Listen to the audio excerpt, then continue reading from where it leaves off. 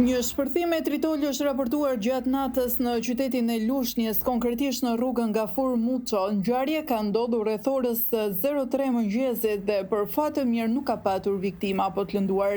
Shpërthimi ka shkaktuar vetëm dëme materiale në banesën ku lënda plasëse ishte vendosur.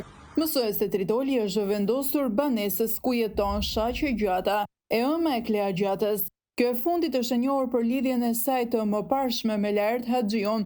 Ky fundit është një emër që autoritetet e njohin mirë duke patur parasysh se ai është përfshirë në raste të mëparshme kriminale dhe ka patur konflikte të shoqëruara me dhunë. Autorët ende nuk janë identifikuar, teksa ngjarja mund të ketë lindje me ndonjë hakmarrje personale ose përplasje të mëparshme, por ende nuk ka asnjë informacion të qartë mbi motivin. Policia ka nisur hetime të thelluara për të mbledhur prova që mund të ndihmojë në zbardhjen e kësaj ngjarje. Kujtojmë se vetëm pak muaj më parë, një takim special ka zhvilluar ish i dashuri i Gjatës në Burgun me një nga modelet e famshme Ziza Pajaziti, teksa menjëherë është krisur edhe marrëdhënia midis Klea Gjatës dhe Laert Haxhiut.